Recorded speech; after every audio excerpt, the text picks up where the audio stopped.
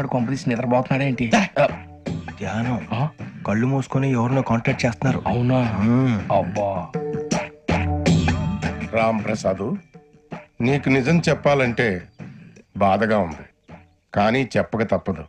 ఎందుకంటే అది నిజం కాబట్టి. Correct sir, correct. ఏంటి సార్ అది? నీకు 40 ఏళ్ళు వచ్చే వరకు కష్టాలు తప్పవు గురుజీ. అవి మామూలు కష్టాలు కావు, అష్ట కష్టాలనే చెప్పాలి. ఉదాహరణకు అవి ఎలా ఉంటాయంటే, దొరక్క నీకు ఫుడ్ దొరికితే అది నీ నోటికందే లోగా నీ కాలో నీ చెయ్యో తగిలే మట్టిపాలైపోతుంది. నీ వాకలికి తట్టుకోలేక అప్పు కోసం ఎండను పడి వెళితే అక్కడ తాళం వేసి ఉంటుంది. మరో కఠోరమైన నిజమేమిటంటే, నీ దరిద్రాన్ని చూసి భరించలేక నీ భార్య లేచి వెళ్ళిపోతుంది. ఒక్కతేనా ఎవరితోనన్నా? తప్పు. అతని దురదృష్టాన్ని చూసి ఎగతాళి చేయకు రమణ. Sorry sir.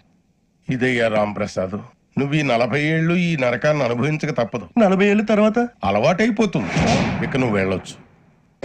ఏమో వెంకటేశ్వరరావు, కులాసైనా రమ్మన్నారట. నీకు శుభవార్త చెబుదామని పిలిపించాను. ఏంటి గురుజీ? నీకు శుక్రమహాదశ ప్రారంభం అవబోతుంది. అంటే శనిగా సెట్ అయిపోయినట్టేనా? ఆల్మోస్ట్ అయిపోయినట్టే.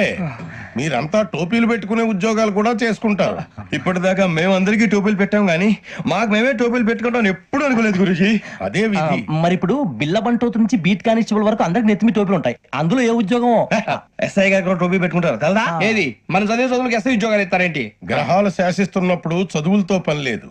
ఏబిసిడీలు చదివినా చాలు మీ జీవితాలు విచిత్రమైన మలుపులు తిరుగుతాయి. మీకు విపరీతమైన ఫాలోయింగ్ వచ్చేస్తుంది. మీరు చాలా ఫేమస్ అయిపోతారు. వింటానికి చాలా బాగుంది. ఇప్పుడు మమ్మల్ని ఏం చేయమంటారు గురూజీ? ఏమీ చెయ్యదు, వెయిట్ చేయండి.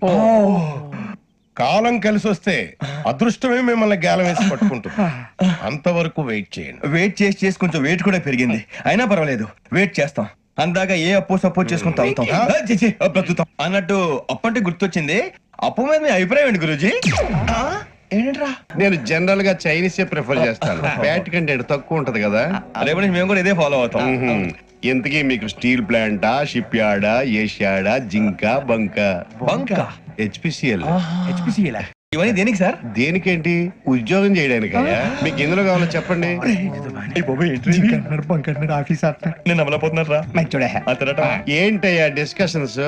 మాకు నీ ఛాయిస్లు ఉంటాయి అనుకోలేదు. మీరు సడన్ గా జింకు బంకు అంటే సింక్ అవడానికి కొంచెం టైం పట్టింది.